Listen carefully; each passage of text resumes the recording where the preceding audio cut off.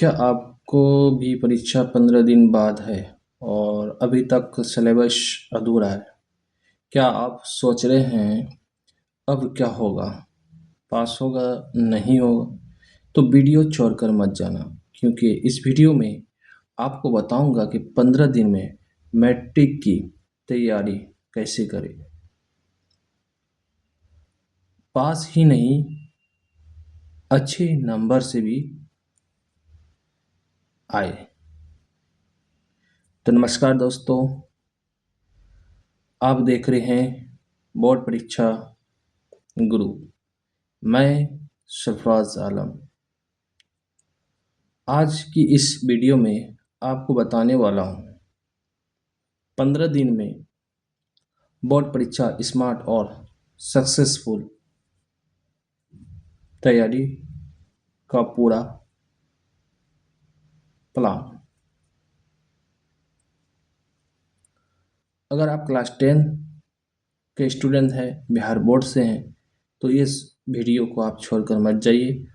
आपके लिए इस वीडियो एक रामबाग से कम नहीं होगा।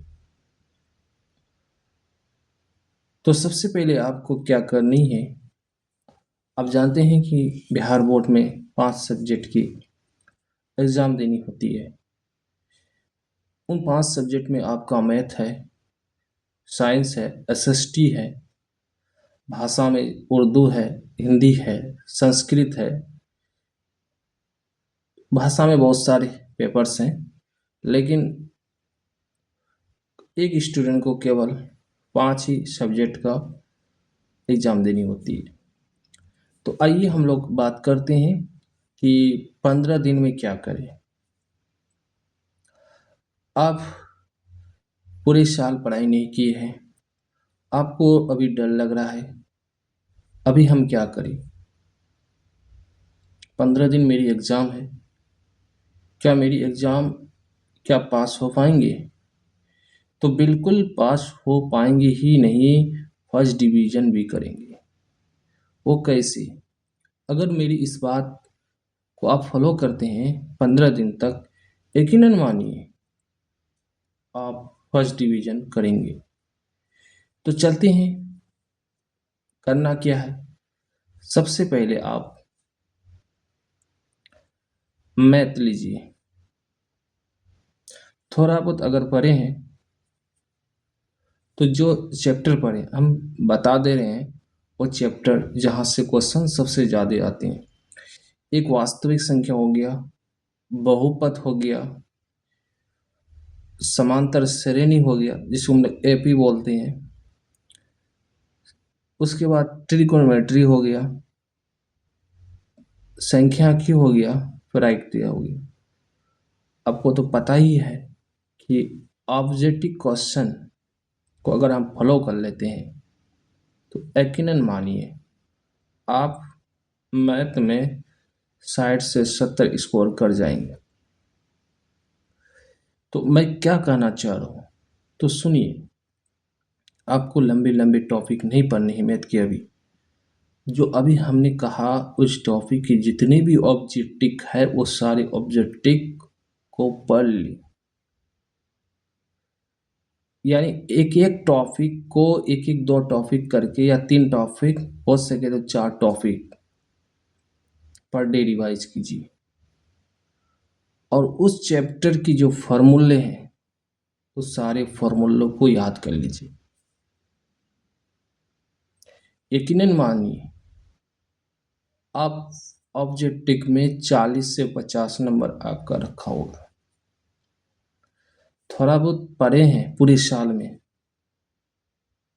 तो आपके लिए 2 नंबर या क्वेश्चन, जो 2 नंबर्स के क्वेश्चन होते हैं, 30 क्वेश्चन होते हैं, उनमें से आपको बनाने होंगे 15 क्वेश्चन। अब 30 क्वेश्चन में आपको क्या पूछे जाएंगे, तो आप उसी क्वेश्चन को बनाइए जो आपको आते हैं।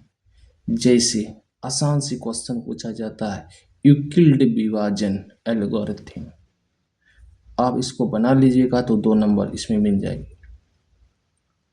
एक बहुपद दे देगा और x+2 इस तरह से x-3 इस तरह से कहेगा कि इसको भाग दीजिए और शेषफल निकालिए। एचसीएफ एलसीएम पूछेगा। एक क्वेश्चन फिक्स रहता है बिहार बोर्ड का, सिद्ध करे कि √3 एक अपरिमेय संख्या, √5 उसमें ज्वाइंट कर देगा 3 + √2।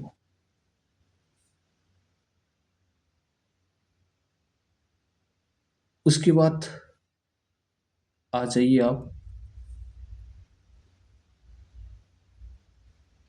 एपी में, आपको पूछे जाएंगे, सीरीज में दे देंगे 10वां पद ज्ञात कीजिए।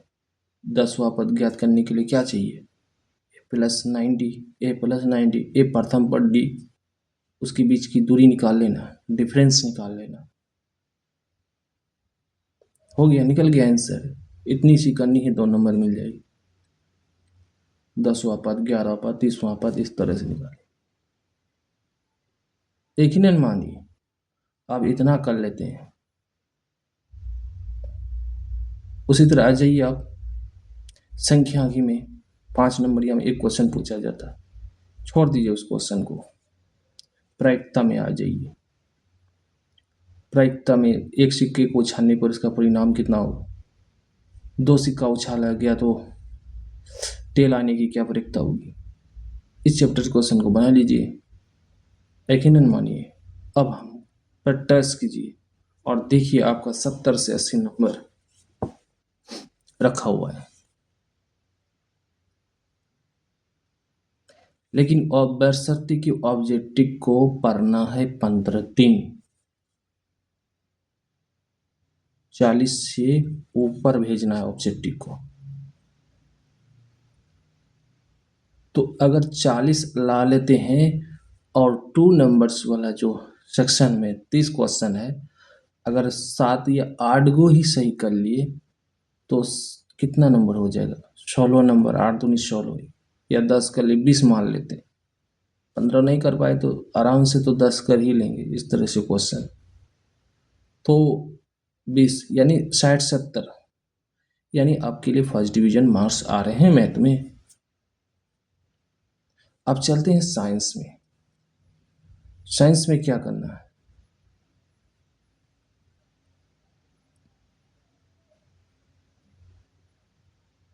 आपको तो पता ही है, प्रैक्टिकल 20 नंबर होता है और 80 नंबर की ऑब्जेक्टिव होती है, जिनमें से 40 क्वेश्चन की ही जवाब देनी होती है।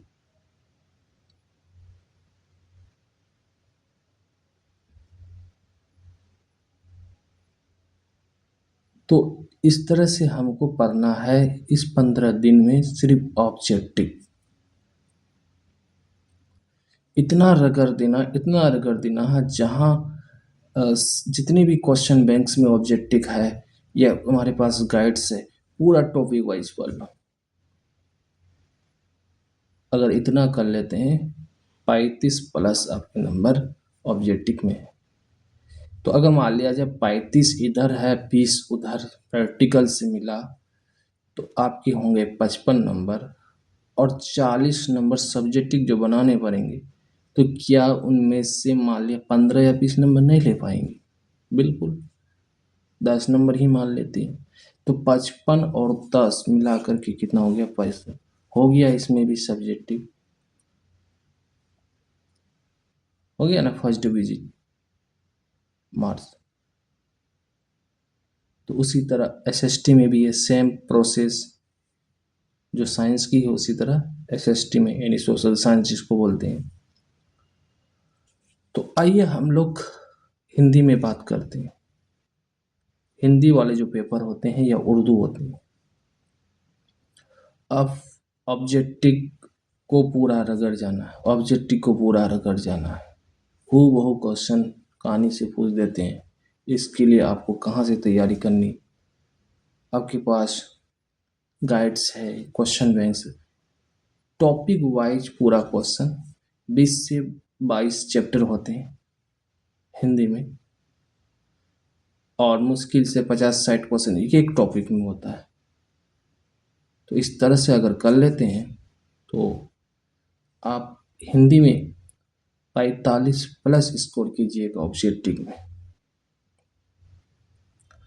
अब उनमें से सब्जेक्टिव पे आ जाते हैं, गद्यांश 20 नंबर की पूछी जाती है।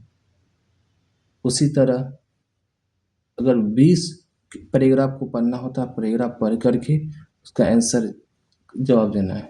जैसे कि महात्मा गांधी और गुजरात में पैदा हुए थे, उसका जन्म 2 अक्टूबर 1869 ईस्वी में।